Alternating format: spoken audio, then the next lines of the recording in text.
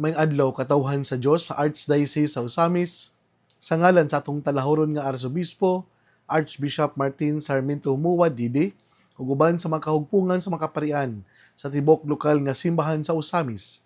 Kini ang inyong amigong higala, Father MJ Samonte.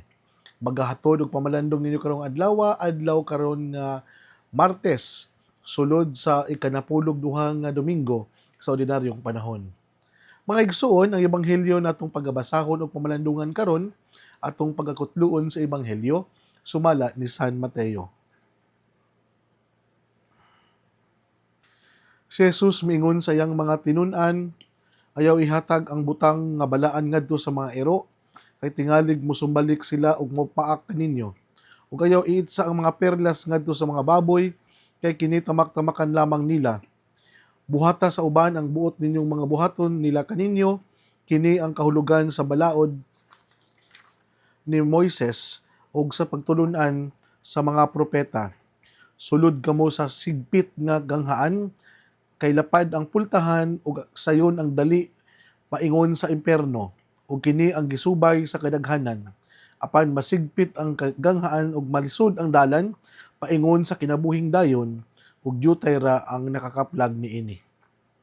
Mga igsuon ang ebanghelyo sa Ginoo. Daygon ikaw Kristo. Adlaw karon nga Martes sulod sa ikinapulog duha nga Domingo sa ordinaryong panahon. Mga igsuon karon atong gisaulog ang death anniversary ni Archbishop Jesus E. Dosado, CM. Namatay siya atong June 23, 2020. So naana sa mga 2020 karon 2026, 26 years na no ang milabay. 6 years na ang milabay mga igsoon. So makaingon kita na dali ra kayo ang panahon, dali ra kayo ang dagan sa katuigan. So nagpahinumdum jud kanato no nga bisan pa man og kita mobiya na ning kalibutana, kung kita adunay mga nindot nga nahimo o naibilin sa kasing-kasing o sa pang memorya sa mga tao, dili naman nila makita ang ato ang katawang lupa, ang ato ang physical nga body, pero ang ato ang mga good deeds, good acts and kindness and charitable works, dili yun nila na malimtan, dili yun na nila maapil og lubong. So mao gini ang nindot kayo nato nga siguro mahimong ligasiya sa ato ang pagpakabuhian ning kalibutana, nga mag-ugmad kita og mga nindot na mga kasinatian nga itisok na to sa hunahuna og kasing-kasing sa mga katawhan nga isip usa ka pare, usa ka obispo o usa ka na mga nangalagad sa simbahan nga ang ato ang mga mayong buhat, ato ang mga nindot na naiambag para sa simbahan, na nindot pod nga mahinumduman nila sa ato ang mga ginagmayng mga buhat diha sa adlaw-adlaw. Mga igsoon, karon adlaw Martes sa may alas 9:30 sa buntag diri sa Immaculate Conception Cathedral, ato ang giimbitar ang tanan natong mga kaigsuonang mga kaparian kung naamoy lugar ug panahon nga mo celebrate kita sa ato ang mahal na Arsobispo with Archbishop Martin Sarmiento Humuad sa siyang celebrated mass intended for late Archbishop Jesus Dosado para sa iyang ika-6 year na sa iyang death anniversary. Uban sa mga parokyano nato, tanang mga gikan sa mga lain-lain mga parokya, kung naamoy orso panahon, you are free to attend the celebrated mass with our Archbishop. Mga igsoon, nindot kayo ang usa ka panghitabo sa ato ang archdiocese karon nga busy kay pagpangandam sa mga angay andamonon sa asa magmisa, asa ang venue, asa ang lugar nga pagatapukan sa mga kaobispuhan, sa mga bisita. Usa kini kabuhing timaan nga kita nagkahiusa og naa nato ang sense of hospitality nga in one way of the other nga bisan pa magdili ta inana ka ng kadato nga archdiocese pero naningkamot ta nga matagaan nato hustisya ang pagdawat sa ato ang mga kawispuhan nagikan pa sa nagkadaiya na lugar sa Pilipinas. This nationwide na activity sa ato ang Archdiocese na makaingon kita nga spectacular, talagsaon, kay once in a lifetime lagi ni siya mahitabo, dayon kanang himo nato ni siya nga memorable and remarkable o kanang tawag bitaw nato nga muimprinta gyud sa hunahuna og kasing-kasing sa matag usaba nga grabe sa ato ang pagpangandam diri nato makita kung unsa gyud ang ato ang mga nakatunan isip mga sumusunod ni Kristo. Unsa pud atong mga ways and means sa pagpangandam nga isip usa ka simbahan, isip usa ka banay, o isip usa ka pamilya o komunidad. Mao man gud ang nindot di agud mga igsoon nga naa di ang pagtinabangay ba nga maangkon nabitaw nato ang sense of owning nga kining mga kalambuan nga hitabo sa ato ang simbahan karon dili lang ni siya inisyatibo sa pipila ka mga tao kundi it is a solicited idea and kanang effort gikan sa mga katawhan sa Dios labi na ang ato ang mga parokyano o atong mga kaparian diri sa katedral.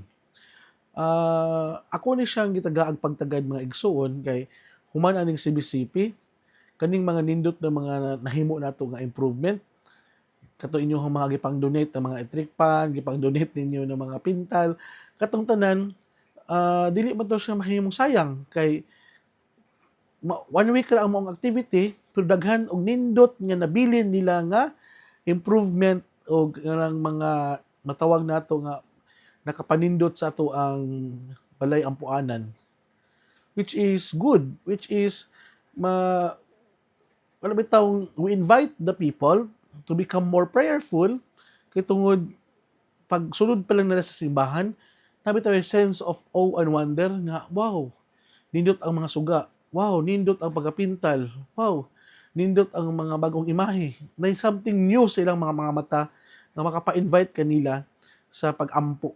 Mao man gud ni nindot diyang epekto diya agad nga mas mapasuod nato ang mga katawhan ngadto sa Dios labi na sa mga tao nga nagpangita sa Ginoo.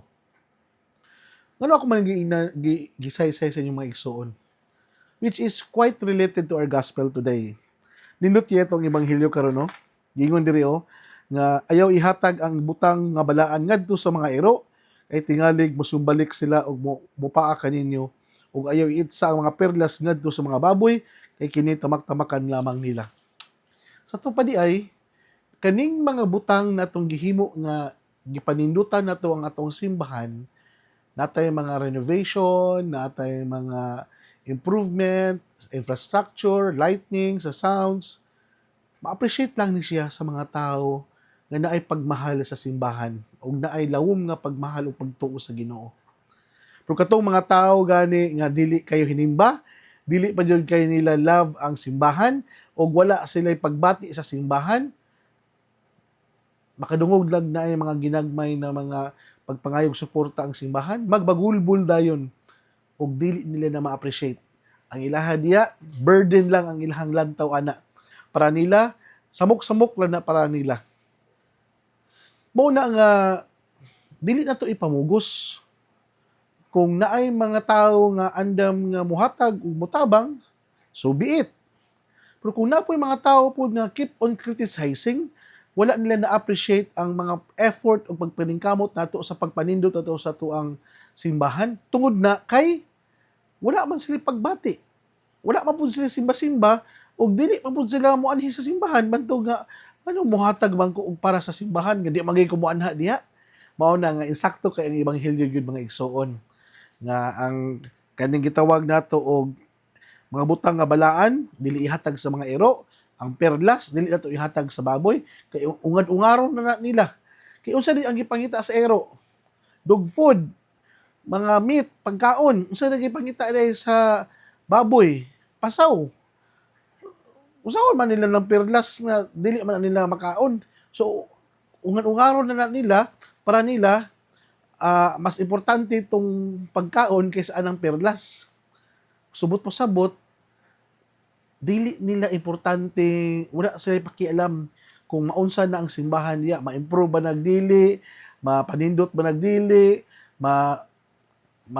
ma-repair ba nagdili kay tungod para nila wala man po ko'y maako ana kay dili man pud ako na magamit. So tinuod yun din nag-ingon sa to ang kuan mga igsoon no, ebanghelyo. Pero katong mga tao nga hinimbahon kayo, katong mga tao nga naagyon sa simbahan, regular gyud nga naga-attend sa santos nga misa, maningkamot gyud na sila nga sila makahatag sa ilahang ginagmayng pamaagi nga to help the need of the church diha sa pagpaayo sa ato ang mga lingkuranan, pagpa-repair sa mga ceiling fan, pagpanindot sa to ang altar, ana. Kay ngano man, ma-proud man pud na sila nga simbahan na ilahang ginaampuan, ginalingkuran, ginabisita kada Domingo, nindot. Proud man pud na sila gud nga ako abitong simbahan nindot na kayo ay na nindot na kayo suga, nindot na kayo og kanang makita nimo sa sulod. Di ba ina na mapud nga mas proud ta nga kung atong balay na something new na ay tay mga gibuhat na nindot kay kung naatay mga bisita nga moabot proud pud ta nga ipakita to show to them na nangandam mi para ninyo ni kani amo ang pagpanindot para ba ninyo ni og malipay pud ta nga ang mga bisita na atong gidawat malipay pud sila ug ma-please pud sila ug labaw sa tanan gibuhat na to ni para sa Ginoo nga siya man ang tinubdan sa maong bukasyon sa pagkapari, bukasyon sa mga apostoles, bukasyon sa pagka-leader sa simbahan na siya usab gibuhat na to ni na mao ni itong perfect expression kung giunsa po nato pag-response sa atong pagmahal sa Ginoo to give the best para sa Dios. Second point, sa kinabuhi gyud mga igsuon, dili gyud ta angay nga ma-disappoint kung dili ma-appreciate tanan atong mga effort. Usahay nagbudlay na ta, naghago na ta, but in the end para nila murag wala gyapon kahulugan ang ato ang mga pagbudlay o ganang effort sa kinabuhi. Kaya nga naman, ang wala bitaw ta nag-meet halfway sa ato ang mga expectation, usahay og sa ato ang mga needs sa matag usa. Ang ilahang gi-expect, ang ilahang need, maora ni, ubos na kayo. Appreciation, compliments, but nato ang atong mga effort na gipangbuhat is for the betterment of everybody, para sa tanan. Ang uban ganahan man sila para ra sila ha. Mao gyud no nga dili gyud ta maka-expect gyud nga sa tanan natong mga tumong og tinguha ma-please nato ang tanan. Kung natay mga inisyatibo, natay mga nindot nga plano, dili man siguro tanan na makauyon tanan, dili man siguro tanan magustuhan tanan ang atong mga inisyatibo sa kinabuhi, but we make it sure na kining tanan gibuhat nato tungod og alang para sa Ginoo. And with that, dili man ma-appreciate sa tanan, pero padayon lang ta kay nagtuo man ta nga kini we do it for the greater glory of God. Sama sa kong ingon, naa kay nindot nga tumong og tuyo sa pagbuhat nimo sa maong inisyatibo. Pero para sa mga tao, dili to mao'y tubag silang pangailangan. Amo ra og kanang naghatag ka og kanang usa ka butang sa iro, pero wala nila na-appreciate. Og nahatag ka og nindot nga butang nga perlas sa mga baboy, pero dili to nila tagaag pagtagad kay para nila dili na mao ilang pangailangan ang time. Mao na nga kung ikaw lawom-lawom na imuhang mga pangpanandong sa kinabuhi, lawom-lawom na ang imuhang mga naabot sa kasinatian sa kinabuhi, then naa kay mga pangbuhaton sa komunidad, expect yun na nga dili pa nila madawat. But later on, they realize mao day nagibuhat ni Father na siya gi-insist ganyan ni siya nga mga suggestion kay napod siya mga nakita nga wala pa nato nakita. Oo, mao na nga kabalo lang po mo strike sa balance. Kung paminaw nato nga kailangan po nato paminaw ang ilahang mga hinaing, paminaw po ta.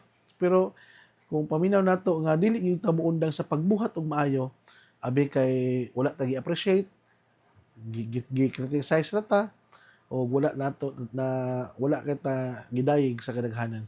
Ang importante mga igsoon, nagibuhat nato ang mga butang, ad maiorem Dei gloriam, do all things for the greater glory of God.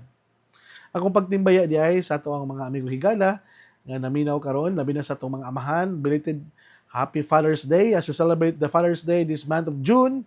Sa tanang mga amahan nga naadya karon, ayaw kamo og katagam sa paghatag o pangailangan sa inyong pamilya kay isip haligi ng tahanan, kamo man ang gisaligan usab sa ato ang mga anak ninyo o sa inyong asawa. Please, you are not only a good father, you are not only a good husband, you are not only a good worker sa inyong workplace, kundi you are also a good citizen here on earth, someday in heaven. Ana unta mga igsoon nga ay imong pagkamaayong tao ba wala kay gipili nga lugar ug panahon kundi anytime, any moment, anywhere you are good because that is your innate nga goodness because you are the son of God. You are the daughter of God. So, ano ako man pagtagad mga igsoon? Nga as we celebrate sa celebration sa Father's Day, hinaot pa unta ang imuhang pagkamaayong tao, isip amahan, dili lang ka maayo sa usa ka lugar, dili lang ka maayo sa usa ka circumstances, kundi maayo ka bisan asa man ka ibutang aning kalibutan. So akong pagtimbaya usab sa to ang mga friends and benefactors na nadya sa San Mateo Rizal, diya sa Cainta Rizal, atong mga higala usab nga naminaw karon diya sa Mars MC, ug sa tanan natong mga pasyente og labi na sa kong uncle karon nga nagsakit na si Elvis Casaba Dragon, pray ampo nimo call para sa imuhang speedy healing recovery. Sa tanang mga naminaw nato karon, daghang salamat sa inyong pag-ampo ug suporta. Nasayod ako nga kamo kanunay nga madasigon nga naghatag usab sa inyong mga prayer and support diha sa DXDD ang pulpito sa kahanginan. Mga igsoon, kita isip pari sa Archdiocese sa Osamis, sa amo ang kapasidad usab diri sa Immaculate Conception Cathedral, nangandoy og na naninguha kami nga mahimong successful and smooth tanan ang ato ang dagan sa umaabot nga CBCP retreat and plenary. And we hope and pray na kining tanan natong gipangandam wala lang ta nahimuot ang atong mga obispuhan, labaw sa tanan nahimuot ang Dios nga moay nagtawag kanato sa maong bukasyon. Mga igsoon, din nila kong kutob, ayaw kamong kalimot na ang pulong sa Diyos ang gayud nga pamation, pamalandungan o paningkamutan nga mapuy-an. Bulahan ng tao nga naningkamot magpuyo sa pulong ni Jesus, sama siya sa usa ka kahoy nga gitanom daplin sa sapa, kansang ang dahon dili gayud malaya. Og timpo sa ting bunga, muhatag siya maayong mga bunga. Hinaot pa unta na kining tanan natong nadungog og gipamalandungan, makatabang kanato sa pagkinabuhi nga balaan, na mao'y magdala kanato sa tuang gitinguha og padulngan ang gingharian sa langit nagipangandoy sa mata pinunyagan. Igsuon, ugma na usab uban sa pangama sa atong mahal nga birhen na si Santa Maria natong gitawag dinhi sa misamisnon nga birhen sa kuta. Ang Dios magapanalangin unta kanato sa ngalan samahan sa anak sa Espiritu Santo. Amen. God bless ug maayong adlaw kanatong tanan.